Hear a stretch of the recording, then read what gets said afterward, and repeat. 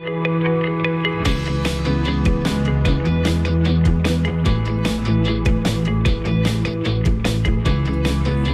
and welcome to Pastor's Perspective, sponsored by Calvary Chapel, Costa Mesa. My name is Brian Perez, and have we got a show for you?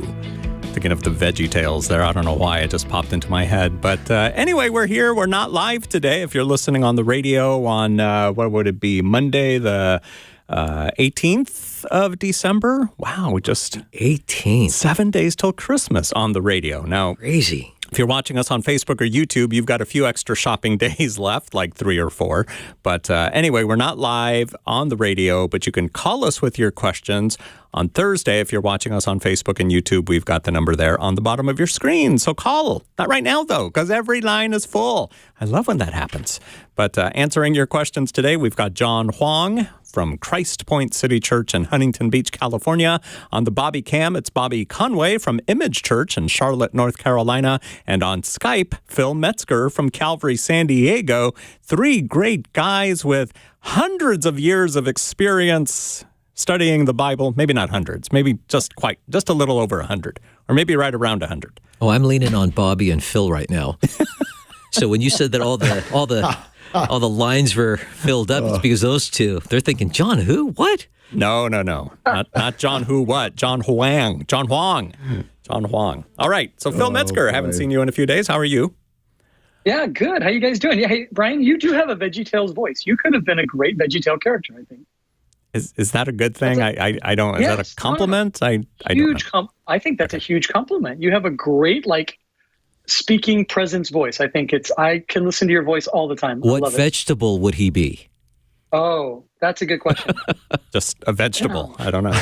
Well, based on my skills at creating AI graphics, probably like a broccoli. I'm going to go with broccoli. Oh, yeah. There he goes, making fun of my hair again. But yes. I love your hair. How about an eggplant? Hey, eggplant. Jay Nichols just suggested an eggplant. This kind of thin gray hair, I'm jealous of that hair that you got, Brian Perez. All right. Give us a call. If you're watching on Thursday, we'd love to chat with you. We're going to start our time on the phones with Malachi, calling from Corona, California. How you doing, Malachi? Pretty good. How's it going, Pastors? And Brian Perez. We're doing well. Radio host must be... What was that? On the planet. I didn't catch what you said. I'm sorry. Yeah. I was saying, I wonder how it is being a radio host. It must be one of the best jobs on the planet. It is. I'm very blessed to have been doing this for so long. And yes, thank you, Lord, for that. Phil Metzger, what's wrong with your camera? Hold on. Okay, I think you fixed it. Never mind. Okay, Malachi, what's your question? Yeah, so my question is it's for a new believer. So I was wondering, what are some of the first steps for a new believer once they get saved? Now, we know you're a believer. You've been a believer for at least a little while, right, Malachi? You're just asking in general?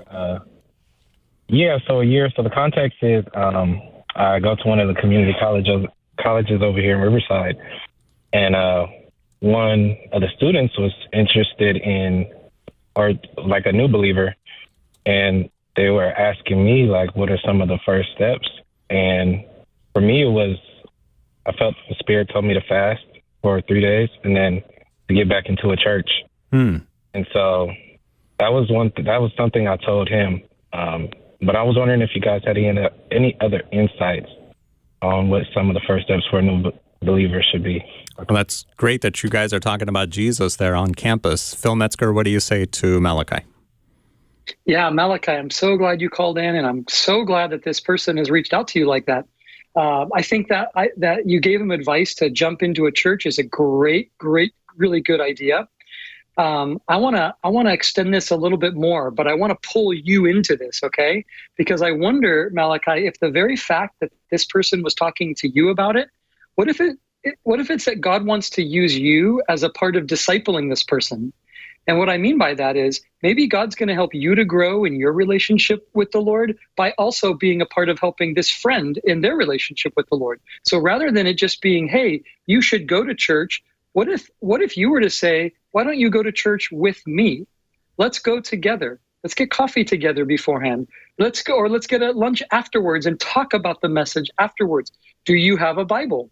Maybe you would be the person that would help him get a Bible and start read. Maybe instead of telling him where to read, what if you're to be a part of that? And you were to say, hey, let's make a plan to get together and read through a book of, maybe a gospel story, Matthew, Mark, Luke, or John. Let's learn about Jesus together. I think that there's a point where maybe, Malachi, you don't just want to tell him, here's the 5 steps you need to do. What if you're to walk those 5 steps with this friend? And what an encouragement that could be to them, and what also an encouragement that could be to you. I don't know if that makes any sense or helps you at all. Oh, no, that helps me a lot. I didn't actually think of it like that. It does. It would help me in a major way. I think I would have liked to have that when I first got saved. To have somebody alongside me to walk it through. Yep. But for me to be that person would be amazing. That would be amazing. And let me suggest something, Malachi.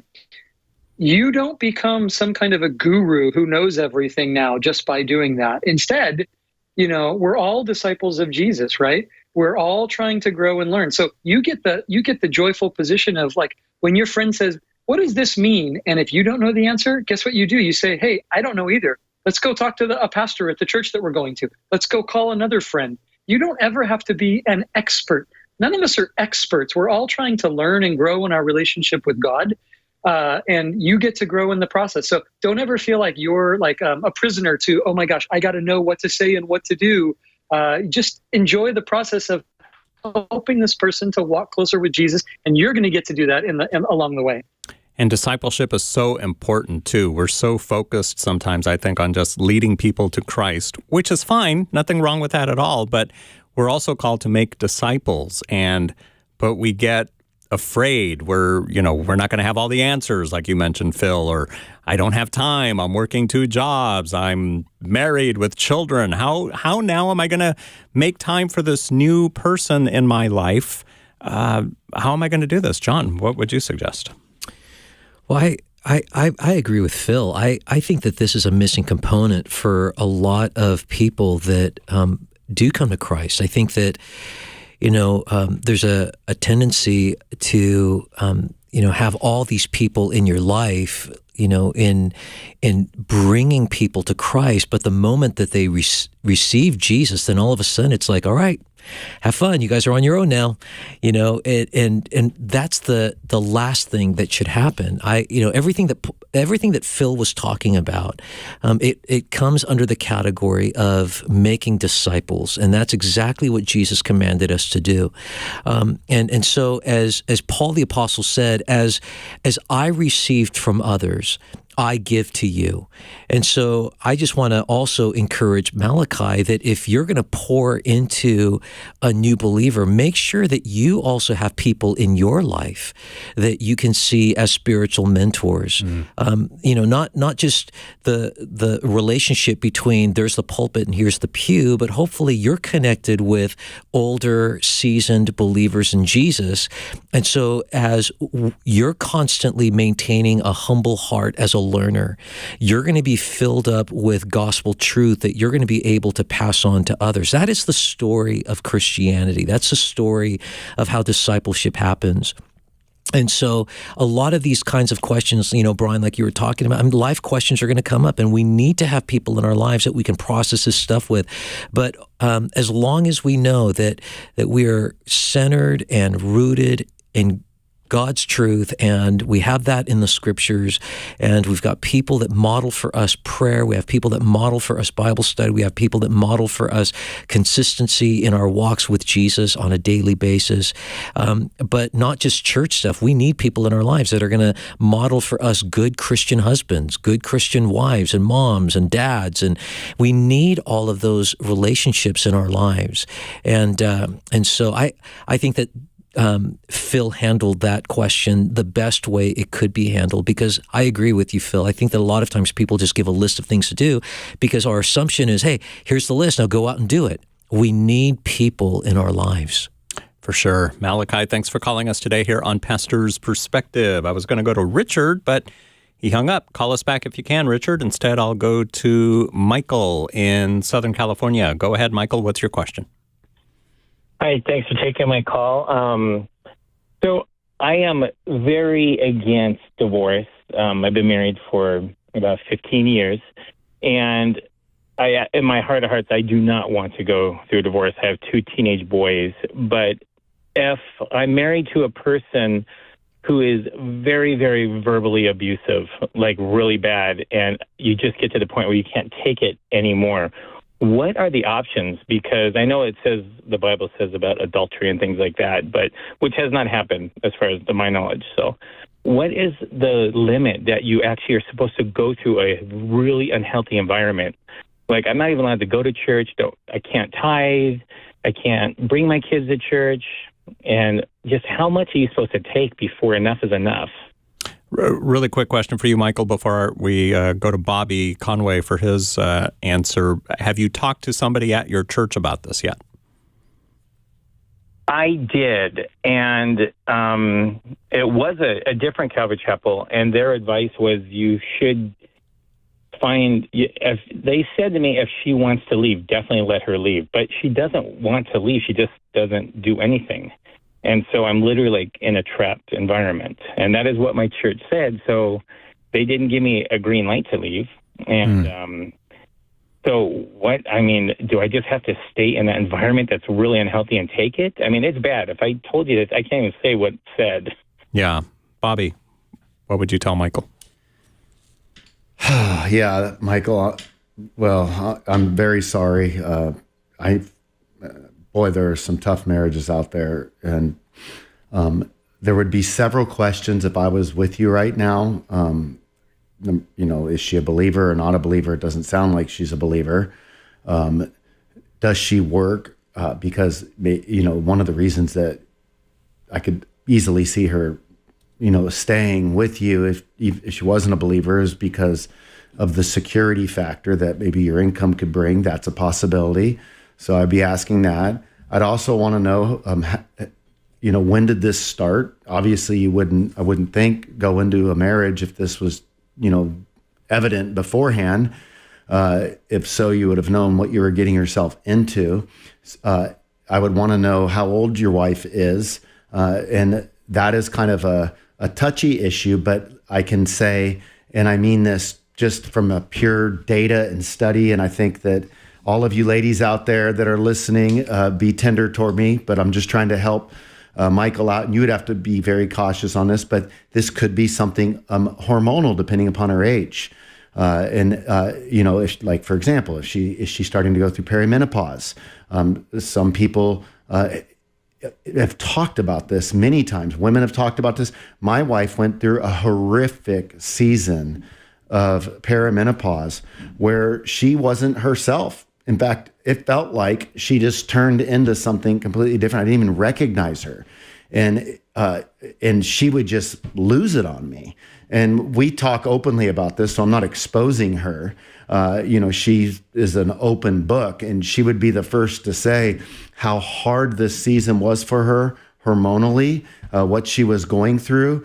And it just made her angry. It made her frustrated. And so it was wreaking havoc on our marriage. We were having a hard time, and I didn't know how to be there for her. Frankly, I was reacting to her. And once I started realizing, my wife is dealing with a lot of hormonal things. And so just as you would treat somebody with a mental health issue or whatever, you got to just kind of realize that she's going through a tough season, and that would just change. So if my wife was cutting me down or being harsh, it just allowed me to not take that as personal, to realize that she's in a tough season and that she could pull through that. So all that to say, it's very difficult to talk on this subject in a pastor's perspective kind of a thing, because when I'm asked a question about somebody's marriage, I end up having more questions than the question that's being asked me so that I could answer the question that the person wants answered. But in a nutshell, no. I mean, there's no room for divorce for verbal abuse. There's just no room for that. That's tough, right? I mean, it doesn't mean it's not hard. It doesn't mean it's not easy. It's just going to mean, okay, here's what I can tell you, Michael. God can still work your sanctification, even if your wife's sanctification doesn't seem to be at work. So in other words, Sometimes a spouse has to carry the cross of learning how to deepen their identity in Jesus and to become more secure in who Christ says they are, even though their spouse is tearing them down. And man, that is a tough cross to bear. But there are these moments where maybe what's happening is we all want to be respected by our wife, but if our wives aren't respecting us because of words, we can't leave them. But what we can do is go, God, help me to not be reactive. Help me to realize that my wife doesn't form my identity through her statements, that my identity has been declared upon me through Christ. Help me to not return insult for insult. Help me to respond in kindness. And what we begin to see when we're given that kind of cross to bear is how difficult the Christian life is to really live out. It is for me. Because if somebody insults me, I want to insult back. That is just, my flesh wants to meet the flesh. But the call of the Christian husband is to go above that, is to model that. And then what you hope to happen is you don't want to be a pushover, so you can put some boundaries up. You can talk about what respectable behavior looks like. I would encourage you to read Cloud and Townsend's book called Boundaries. Prayerfully consider what those boundaries look like. But then I would even invite your wife into the discussion. Like, do you think it's acceptable to talk like this to me? And hopefully she'd say, no, I just do, and I get triggered. Okay, well then what kind of boundaries should we agree on? So it's not you coming at her with the boundaries, it's trying to invite her into the process of that. Those are just a few things that I'm sharing. And man, I feel like I'm just getting started, but I don't want to hog up the time because I've got some really wise sages that could jump into the mix here. Wise sage number 1, Phil Metzger. What do you say? Oh, I won't take that title. I think, Bobby, well done, as best as can be done. Michael, the question that you're asking, unfortunately, for where we're sitting in this is almost impossible for us to really answer. As you heard from Bobby, there's so many questions that we would have to ask. I even want to go a step further, and this is not specific to you, Michael. I'm not saying this about you, but I want you to understand the situation that we have to deal with on this. And that is, we don't know that what you're telling us is true either. And so it's so hard to say, hey, here's some advice based on what you're saying, because we don't know that this is exactly happening to you. Again, I'm saying this not to say that against you, Michael, specifically, but for all people listening or watching, to understand whoever it is who can really get into understanding your family dynamic as much as is possible. Because what if I were to find out, and again, I don't say this about you and specifically, but what if I found out that you've been the one that was abusive, right? So where does that put me in this conversation? There's no way for us to really answer well. Bobby did as best as a person can with the information we have. And I just think we're really sorry for the situation you're in. I do believe you, of course, and I believe that you have great intentions in wanting to get God's advice on that. Unfortunately, I think you need to sit down with either pastoral counselor, marriage Christian counselor, who can dive into this deeper and deeper and deeper to help you guys. All right. Wise sage number 1, John Huang. Phil Metzger didn't want that title, so we're going to give it to you. I'm going to give it back to Phil. Okay. The only thing I can add is just to say I am in agreement with my two brothers here. For people that know me here at Calvary Chapel Costa Mesa, when people have come to me and wanted to talk about their marriage, when after the service they would come up for prayer, and it's generally one spouse coming up to want to talk about the other spouse, my response has been pretty consistent. This is a conversation I can't walk into unless I'm with the two of you guys, because I need to hear. I need to hear from both of you, because I have heard stories where the husband has been very reactive to a very angry wife, similar to, what this caller is describing, and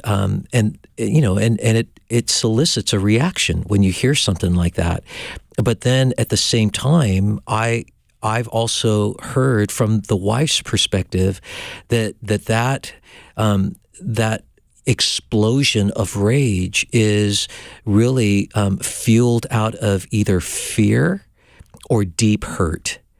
And so, all of a sudden, when you realize that that's what is fueling the rage, then all of a sudden it's like you want to take a step back and say, okay, that puts everything in a completely different light. And so now we need to address the fear. Now we need to address the deep hurt. And then, like what Bobby said, there have also been issues where, there's been situations with like thyroid issues, and so then that puts things into a different light. And so I mean, really, all I'm doing is just reiterating what these guys said. I mean, that really is a really hard thing for us on the radio to be able to respond to, except that, this is where I hope that you don't grow bitter against the church, or don't grow bitter against people that you're hoping to get a particular answer from. But I hope it causes you to press further in, to surround yourself with good spiritual counselors and people that could help walk you through all of this. But hopefully it's like, as much as we want to see you thrive, we also want to see your wife thrive too. Mm-hmm. Whatever that thing is that your wife is dealing with, we hope that she would also find peace in her restless soul, because that rage is coming from somewhere. And I think about how in Genesis it says, and the Spirit of God was hovering over the waters. It was the chaotic waters. And then God said, let there be light. And he brought creation out of chaos. And we pray that for you in your marriage. For sure. I want to go back to Bobby Conway, but first I did a really quick search on the Focus on the Family website, which is, one of the websites we often recommend here on the program, focusonthefamily.com. I did a search for menopause, and there was an article there that you might want to read, Michael. Again, we're not trying to diagnose what's going on with your wife or anything. No. This may not be the case at all, but could be something you might want to read. It's just an article called What Husbands Need to Know About Menopause. But Bobby Conway, what did you want to add? Yeah, I mean, this stuff is really sad, right? I mean, think about how many people have got divorced during a woman's season of menopause. And had they understood what was going on, it could have changed the dynamic some. It wouldn't have made it easy. It was still hard, but it would maybe have equipped the husband to know how to help carry that burden that his wife's going through. What John said is exactly right, and that's what I wanted to allude to. He said, this is coming from somewhere. And so obviously there's anger behind verbal abuse. So if she was given a platform to talk, why is she feeling angry? And again, Michael, we're just speaking out of a vacuum here. Like we're so thankful you called, and you take what applies to your situation and throw the rest off. But sometimes people ask a question, and we know that there's other couples out there that need to hear some of this stuff too. So anything that we say that doesn't sit well, don't think that we understand your situation, as Phil so aptly put. But I would want to really ask, what's behind the anger? Why am I triggering my wife? Is there any validity to this? Does she feel neglected? Does she feel that her needs aren't cared for? Does she feel like I'm consumed in another direction? So anytime there ever is a divorce, there's always two parts that can contribute on some level. Even in the most rough times, you can find people who go through something where, maybe somebody went through a divorce. They can go, you know what, I could have did this better. And that's only because we can all do things better. No, I mean, like in every marriage that's not divorce, you have two people that are at fault for not being even closer than they ought to be. It's just the nature of humanity, right? We all bring stuff to the table. So I really would say, I think that the solution is going to be maybe not what you want to hear, but it might be the very thing that Jesus invites you into, that he sees fit for deeper sanctification, modeling. Hey, like if you're talking to the kids, hey guys, mom's obviously been struggling with a lot, But you know what? Just pray for Dad, because I want to love her unconditionally, and I want to model that kind of love before you as your old man. I want to show you what it looks like, how to love and how to engage this. And, and it gets tough, but I want you to, because the picture of marriage is one in which, the husband is laying down his life for his bride. It's a picture of Christ's love for the church. And that picture is one of unconditional love. Now, none of us live up to that picture. I blew it last week, for crying out loud. I mean, my wife and I've had a rough patch we've had a winter season. Marriage goes through seasons: winter, spring, summer, fall. I would say my wife and I are trying to figure out how to get out of the winter. We've been in the winter lately. And, and I hate being in a winter season. But a marriage that doesn't go through some winter seasons, man, that's a really fortunate situation. But I think we just ebb and flow sometimes, and you got to renegotiate how to treat each other, and you got to remember what you got into to begin with. And, we got to realize what of winter did I bring to the table, and do some repentance, and then go into the spring. And you know what? My wife and I we've been married 27 years today, and we've had more than 27 seasons of winter in 27 years. And we've had a lot of beautiful spring seasons as well. And there have been lots of times where my wife and I, if it wasn't for Jesus, if it wasn't for Jesus, we would not be married. But the gospel provides us a worldview. It puts me back in place and says, you know what? I made some vows, and I'm called to forgive, and I'm called to love. And Jesus said, forgive 7 times 70. He didn't say, hey, you know what? If she's jacked you up this many times, you can throw in the towel. He gave the reason for an out if there's been adultery. And so, or if you're married to a non-believer that decides to leave, we see with Paul's writing. So those are just some extra words of encouragement. Michael, thanks for calling in today on Pastor's Perspective. We're all praying for you and your family, and yeah, that must be tough. Let's go to Rick, listening on the K-Wave app in Grand Terrace, California. Hi there, Rick. Hi, guys. Thank you very much for taking my call. Long-time listener, first-time caller. What took you so long to call? Right, exactly. Quick question. I have a son. He's 28 years old.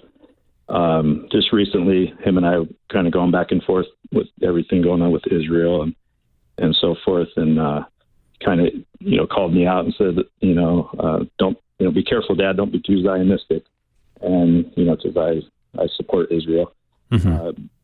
But anyway, I recently found out he converted to Muslim.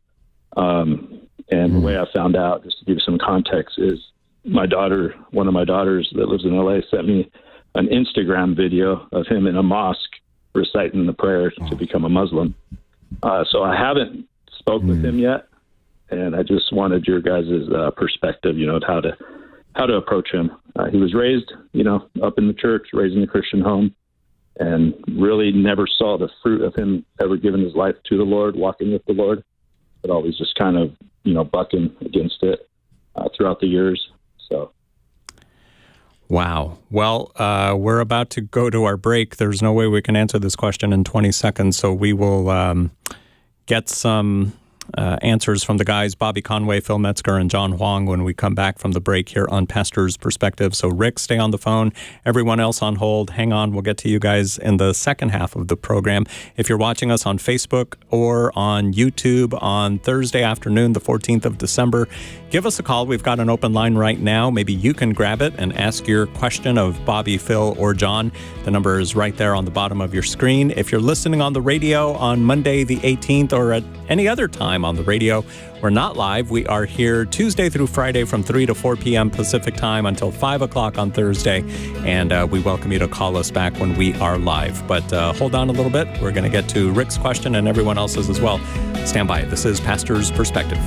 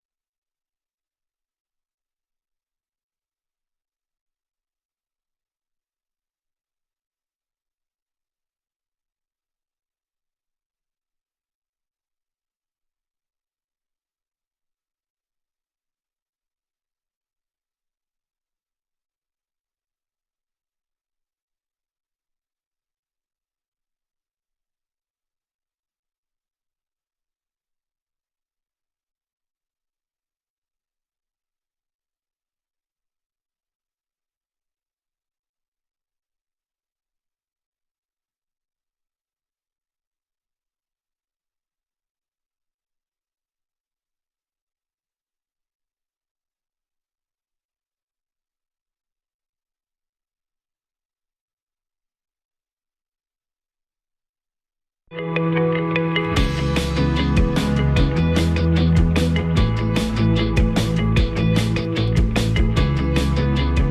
back on this pre-recorded episode of Pastor's Perspective. We recorded it on the 14th of December. If you are watching us live on Facebook or YouTube right now, and it's not yet 5 p.m. Pacific time, you can call us, ask us your questions. The number's right there on the bottom of your screen. If you're listening on the radio, some other date, we're not live today, so write down your question and then you can call us tomorrow. I'm here with Bobby Conway, John Huang, and Phil Metzger. We were talking to Rick. Are you still on the phone, Rick? Yes. Okay, so Rick is still there. He told us the story of his son growing up in a Christ-centered home, going to church and everything, and then he grew up, joined the army, and has just recently converted to Islam. And, you know, Rick's wondering, what do I do? Any advice, John? What would you say? Well, I think this is going to take all of us to speak into this, which I'm actually thankful that these guys are here with me. I'll just start by saying, number one, you know, for you and your wife, the both of you really need to press into the Lord for you personally, and make sure that you guys are trusting in the Lord and leaning on the Lord and allowing the Lord to hold on to you, because there's going to come some moments as parents that, because we feel this so deeply, that sometimes we just feel like our knees are buckling and our flooring is just being removed from beneath us. And you need to know that Jesus is a sure, solid rock, a foundation, and just press into him and have him hold on to you. You know, the Bible talks about bearing one another's burdens, and in doing that, to make sure that our hearts and our lives are anchored deeply in the Lord himself. And then secondly, with your son, this is where you're going to need the Lord's wisdom, guidance, and strength to walk with him on his faith journey. My suspicion is, with everything that he's been exposed to growing up, and then whatever his exposure was while he was in the Army, that there are things that appeal to him either on an intellectual level or an emotional level. And so, you know, being recently converted to Islam, I mean, he's going to be processing a lot of stuff. I mean, everything right now seems fresh and concrete and sure to him. But just like anybody in any form of faith, there are going to be challenges. There's going to be doubts that creep in, and people are going to have to work through those doubts. And my concern is when parents give up on their kids early, that when those doubts come, those parents aren't going to be there to be able to speak into them when they're having to work through those theological and emotional crises. And so you want to make sure that your love for him remains constant, the same way that God hasn't given up on your son either. God loves your son, and his love for him hasn't grown any less. He loves him, and so we need to be able to love our kids that way. But then at the same time, rather than trying to give him all of your answers, take the time to listen. Give him space to be able to explain his, how he got to where he was. Let him tell you his story and how he got there. And I think that one of the things, and I'm glad that Bobby's here, because one of the things I really appreciated about Bobby in answering questions like this in the past is he talks about being able to present all the different worldviews side by side, and asking the questions like which religion or which worldview has the best answers, and so I think that these are moments for you to be educated in Islam, and to be educated in knowing what their fundamental beliefs are. And at the same time, in conversation, as you listen to your son's stories, to be able to ask those questions and to present these clear presentations of the gospel, not to force him into anything, but to say, all right, let's think through some of these things. Which religion has the best answers on this? And Bobby could definitely do better on that. But I would just say, as a parent, all of us here are parents, and this would just be something huge, heavy on our hearts. But man, aren't you so thankful that the Lord hasn't given up on your son? The Lord is. He's on the move, especially when we can't see it, and God will do what He needs to do to bring your son home. Yeah, Bobby. Yeah, that was a great answer, John. As I was listening, you really kept the focus on the relationship, and I think that's going to be crucial. I would say, Rick, don't take this personal when you're talking to him. Because that's what it's so easy as mom and dads to feel like we failed. Mm-hmm. He's been out on his own. He's an adult. So just try not to take it personal, and also realize while you can recognize that he went into a religion that you don't believe in, from his heart and from his posture, he thinks he's being sincere.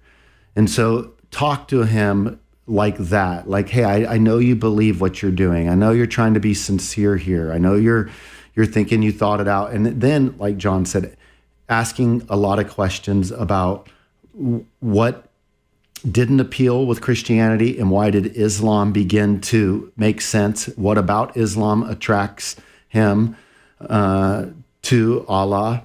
And then, depending upon what he knows, where John talked about, kind of getting buffed up a little bit on Islamic theology, be prepared for him to have been introduced to the works of Bart Ehrman, who wrote Misquoting Jesus and a number of other works. And Ehrman is an apostate, and he's a internationally famous New Testament scholar who teaches at UNC Chapel Hill.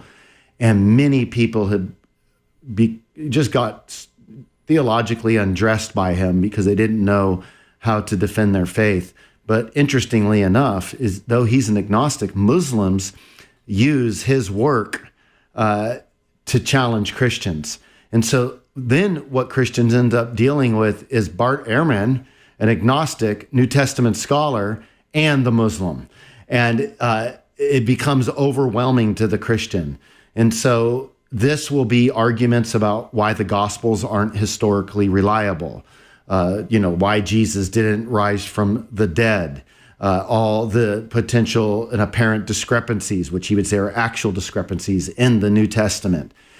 So I would say be prepared for your son to come at you with some of those things, because that's very likely stuff that was used to help to enable him to walk away, to think that Christianity wasn't true, and that Islam is the more revealed belief system.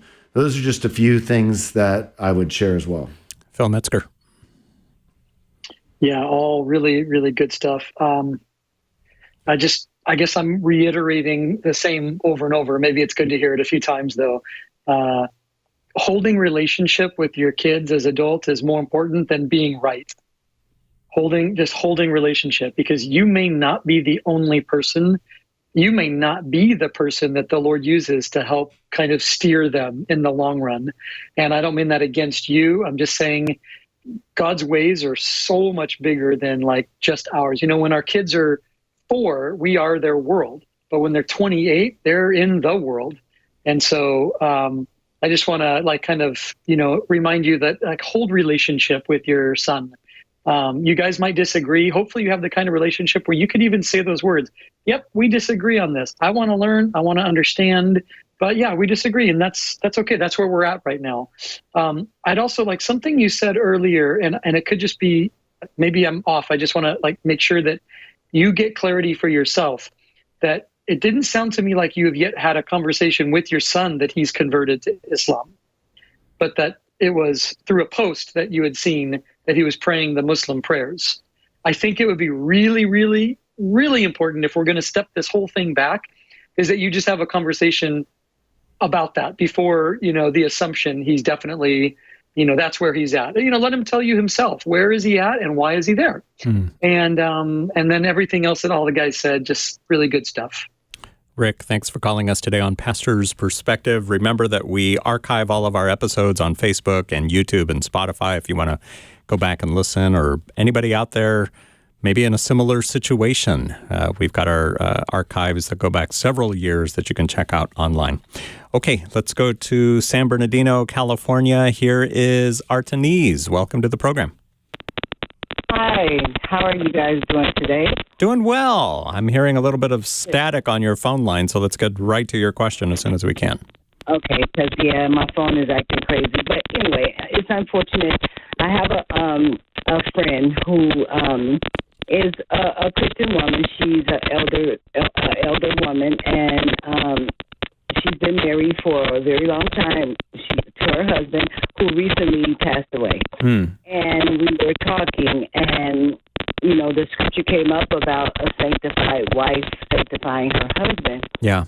And I tried to share a little insight that, you got to take it in context, because he was talking about marriage and relationship, intimate relationship, and children being born out of that relationship, and that if that husband or that wife decides that they want to stay in that marriage and love that person, that they shouldn't leave just because one is a Christian and one is not.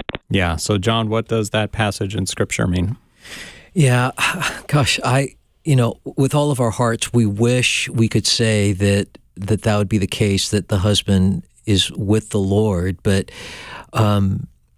what the Bible clearly teaches us is that each person has to decide what they are going to do with the person of Jesus.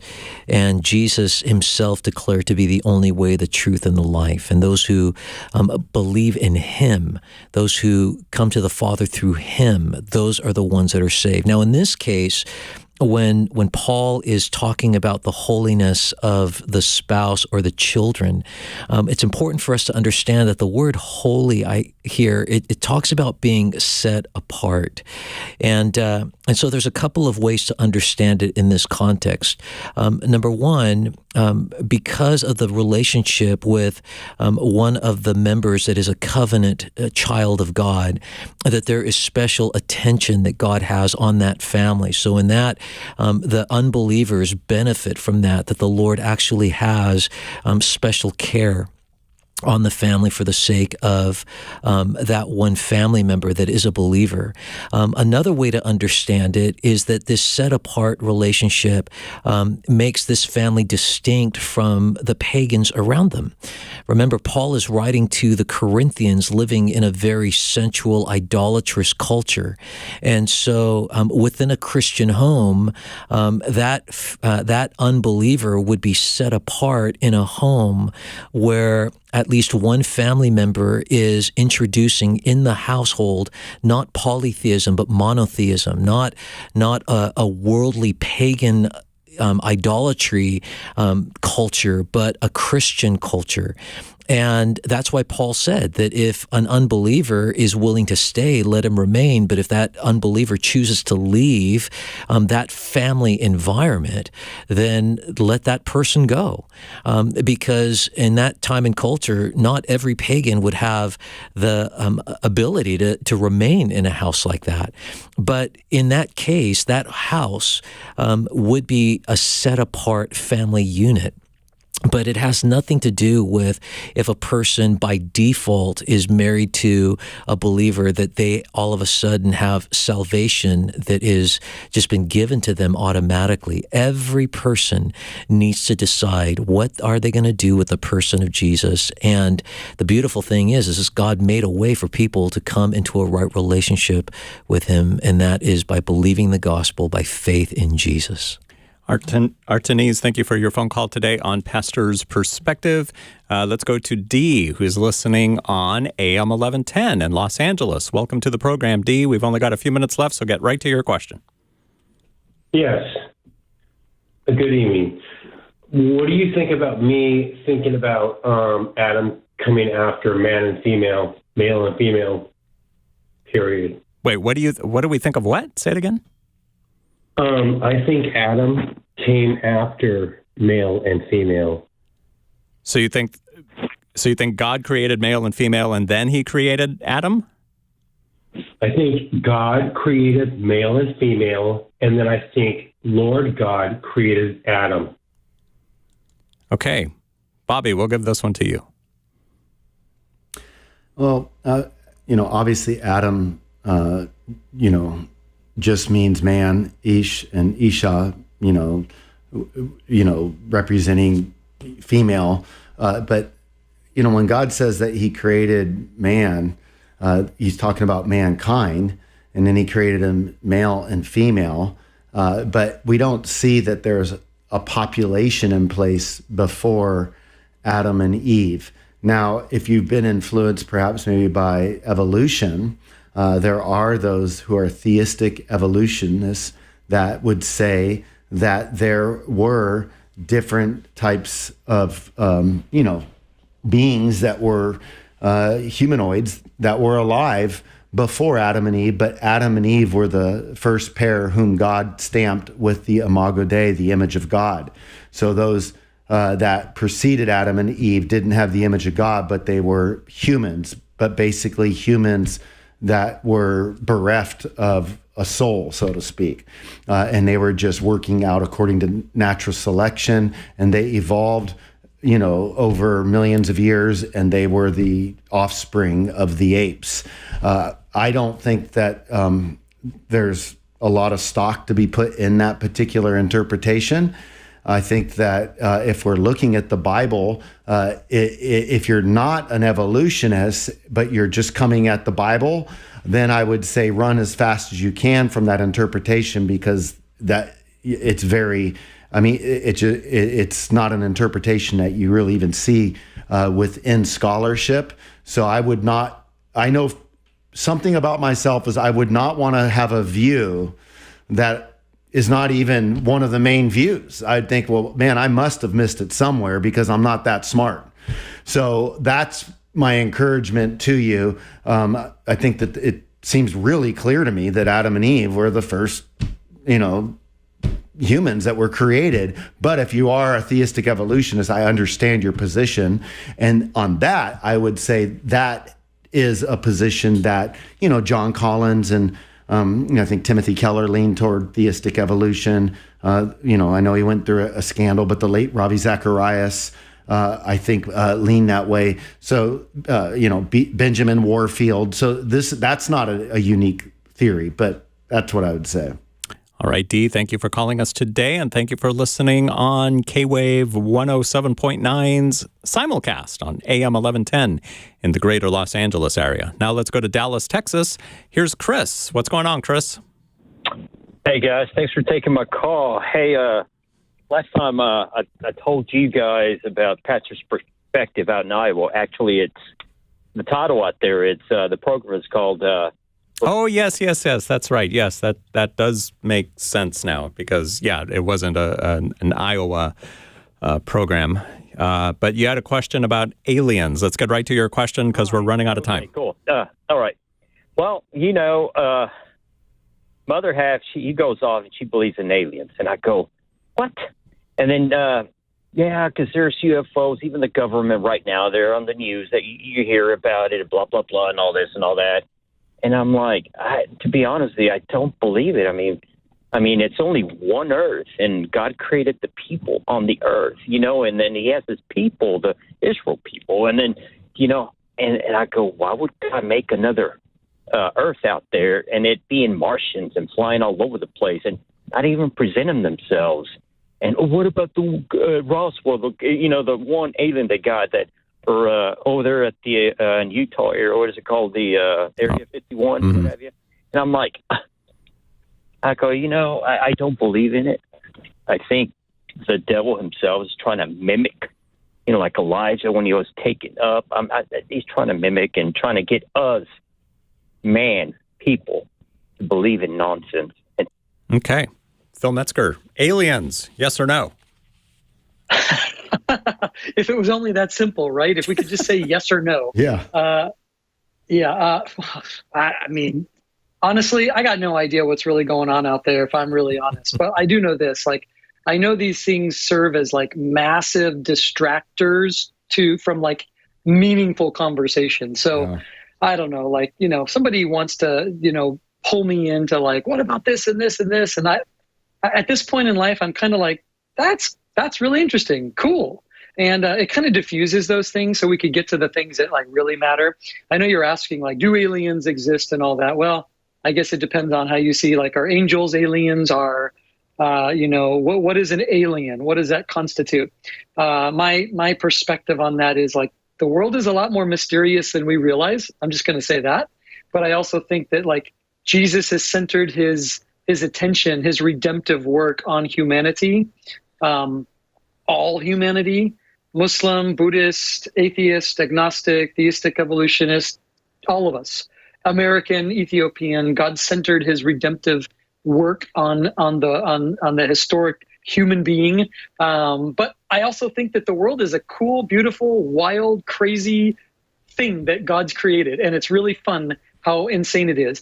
Do I think that people use the concept of aliens to sidetrack from a conversation about Jesus? Yes, yes, yes, all the time.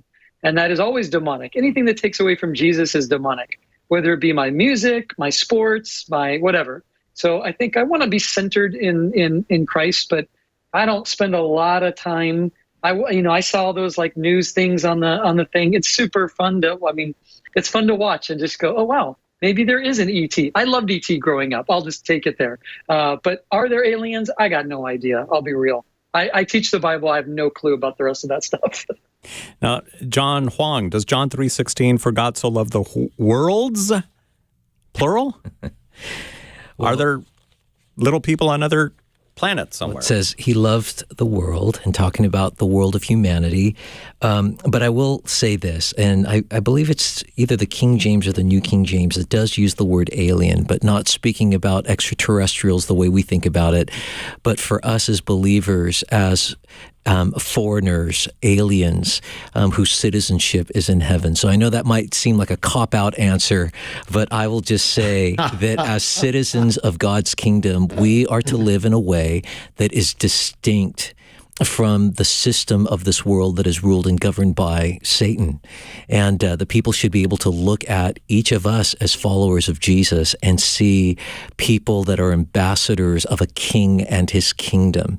And in that way, we are alien. But it's also interesting in 1 John 3:1, where it says, behold what manner of love the Father has bestowed on us. That idea of the quality of God's love, what manner, the idea is how strange, how otherworldly, how alien, if you will. In other words, there is no love in this broken, fallen world that compares to the love that God has for the world. And so I'll take alien that way. And then Bobby can talk to ET and phone home and do all sorts of stuff. And so that's my answer.